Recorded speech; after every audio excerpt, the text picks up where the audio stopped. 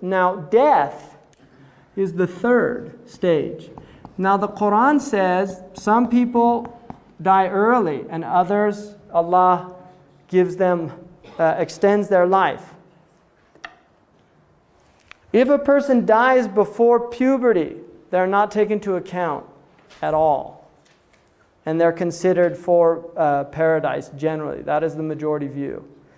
If they die after puberty, they're taken into account for their actions. So death is the next. Now, just to give you a scenario of what the Muslims believe happens at death. At the initial point of death, it is believed that the spirit leaves the body and hovers above the body. Now, if you look at the word for spirit in Arabic, it is ruh, which comes from a word rih. Now, spiritus in Latin also comes from a word that means wind. The idea is that the wind is not something you see, but you feel its effects. You see its effects. You see the leaves moving. So the ruh is not something we can see, but we feel the effects of the soul. The soul is powerful. When the soul departs from the body, and one of the things highly encouraged in Islam is to wash dead bodies, right? Because you prepared for the prayer. It's very powerful, especially if you know the person, because you're in the presence. You see the absence of the soul. You see the absence of the soul. The body is there, but it is not, the soul is missing. That is not the same person that you knew in your life. Well, it doesn't say that, let me figure out how to ask this question. How does one account for the apparent same phenomenon with animals? They die, they're animals. Because animals have soul as well, according to Islam. Okay. Yes, definitely. All things in the world are animated by spirit. Everything, including rocks. The Muslims believe that all the way down that there is a penetration of this divine substance that Allah has animated the world with. That's why everything is a sign of God. If not, if there wasn't this spiritual element within creation, then it would not be a sign of God. It would be absence. It would be death and other. So that's a good point. And Muslims believe that animals are raised up as well on the Day of Judgment. And Muslims believe that animals bear witness against people that abuse them. Right? Humane societies kind of have the hadith there, right? There's actually a hadith that the whole earth is raised up. And there's a hadith that people that oppress the earth will have 7 earths around their neck on the Day of Judgment. The Prophet said whoever pollutes a river is, it's like they're cursed to do something like that, to spoil something. He cursed anyone that took hunting as a sport. In other words, they didn't eat the food, they just went out and hunted animals. And he said that there's a reward in showing kindness to anything that has spirit. So, at the point of death, the soul hovers over, and according to the Muslims, the soul says, "Ajiruni, ajiruni," hasten this process, because this disengagement is very difficult for the soul to be separate from the body. And then, when the person is placed, they're washed, they're wrapped in a funeral shroud of white cloth. Males wash males, women wash women, unless it's husband and wife. But generally, males wash males, women wash women. And then the body is put into the grave. The grave is dirt. Muslims are not buried in coffins. You're buried in dirt.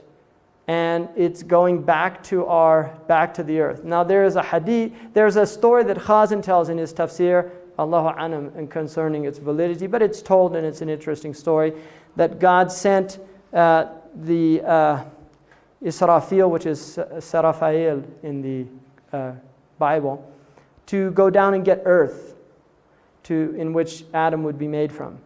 And the earth refused, which is kind of the nature of the earth, wanting to maintain the integrity, refused. And then so another angel went down, earth refused. And then the third angel, which is Azrael, the angel of death, went down and said, "If you give this to me, I promise I'll return it to you."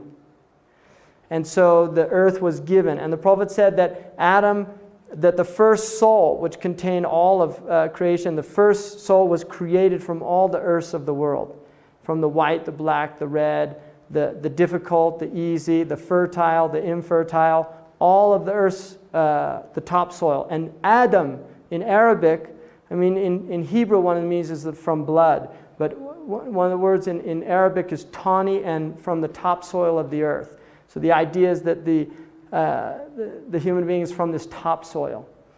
And so Azrael separates the soul from the body and returns the earth back. And you can look in terms of clay, man being created from clay, scientifically, secondarily, because everything that makes up our body is about 70% water, and the rest of it is coming from the earth through the animals and the vegetables that we eat, right?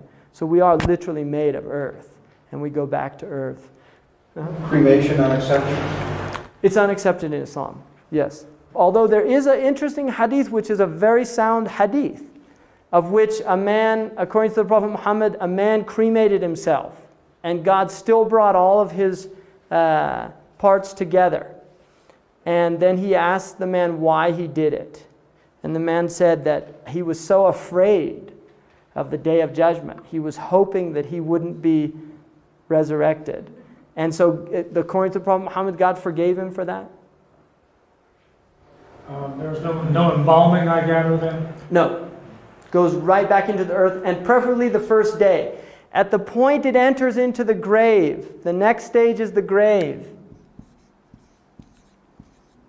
It enters into what's called a barzakh, which is an inner space, and now it's no longer in a time-space continuum that we are in. And the soul is reunited with the body. I mean, it's not coming back to life. If you dig up the grave, this is going to be a dead person there. But the soul is reunited with the body, and consciousness is there. And then the grave is either a place in which a window is open to the garden or a window is open to the fire, depending on the individual. And then there is a questioning in the grave. There are two angels, Munkar and Nakir, that come to the grave and question the people. The first question is, who is your Lord? And the second question is, who is your prophet? And the third question is, what is your religion? The fifth is what's called the nafkha.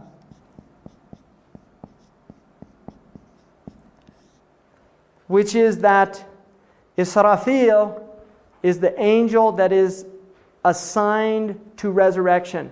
The first nafkha, which is it means literally a blowing. The first blowing is all of the souls die. All of them. So there is an idea that life will stop. And the Qur'an says that just as the universe was expanded, it will be contracted at the end. In scientific terms, kind of like the big crunch, right? That it all comes back. And there is an idea of heat meltdown as well, because it says the oceans boil over, the mountains melt, everything is, there's a heat death. The Qur'an definitely gives an idea of a heat death at the end of time. And then the second nafkha is the resurrection. That there is a resurrection of the souls. And everybody is brought to a plane, which is similar to Arafah. And then the Qiyamah takes place, which is the day of standing. Now the Prophet Muhammad said that this is a day in which people literally some people will be up to here in their own sweat. It's a very intense day of accountability. And everybody says, nafsi, nafsi. Everybody says, me. And there's a hadith that a child will go to the parent and say, help me, and the parent says, me. That this is a day in which everybody is concerned with their own souls.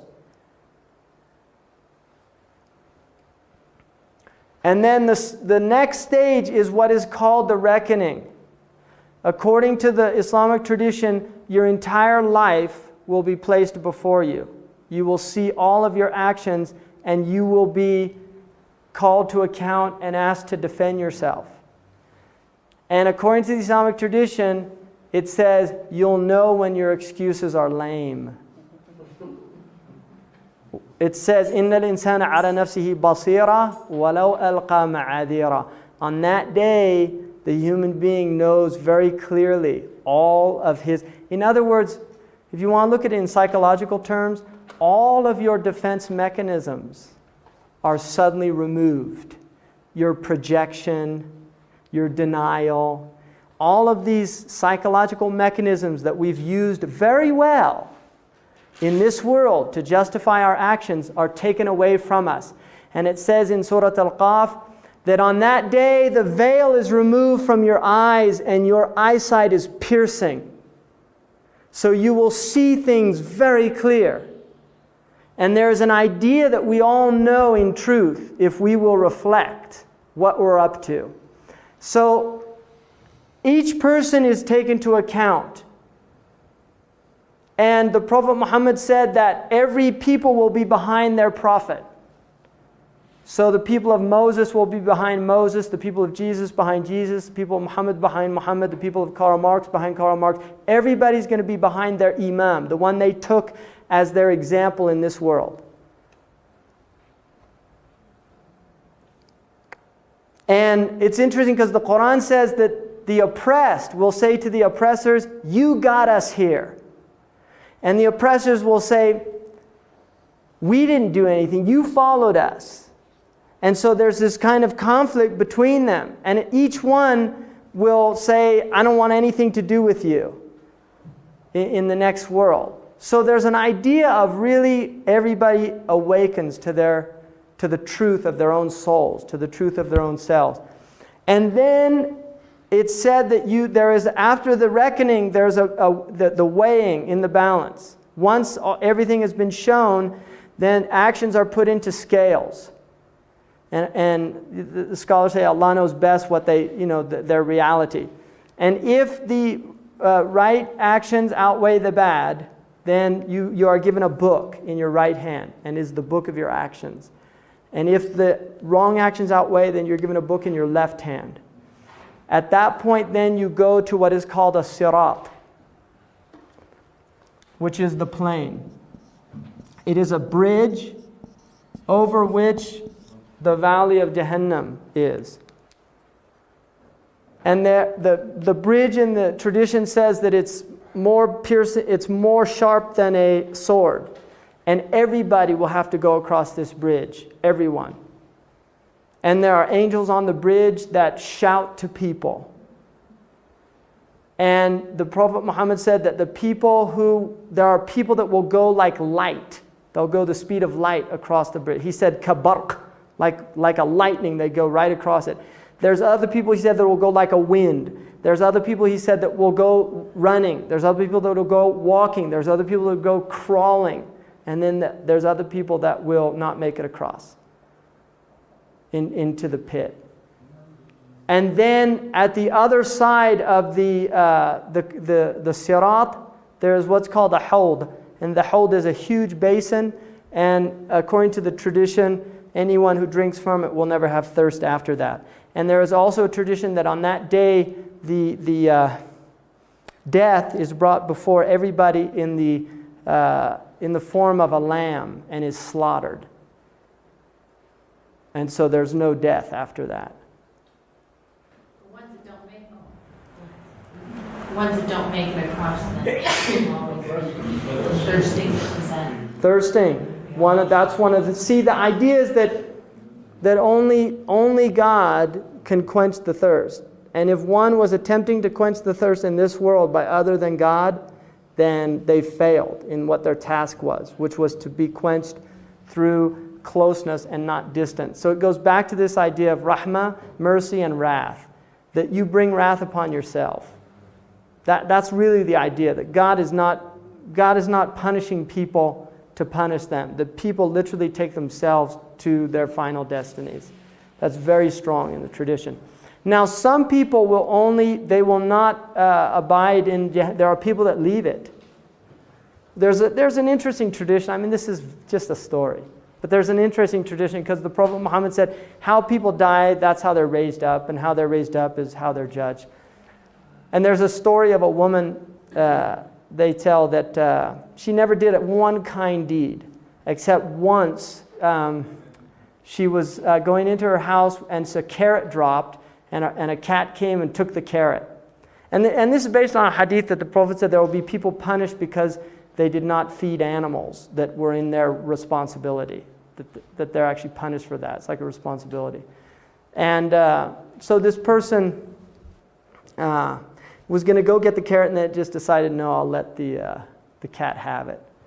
And so they're in the pit of fire, and a carrot comes down. And so they hold on to the carrot, and they start getting pulled up out of the fire on this carrot. But then she looks down, and there's other people coming out holding on to her. So before you know it, there's a whole string of people getting pulled out of the fire because of this one carrot. And then she starts saying, no, this is my carrot. And she slips and falls back in.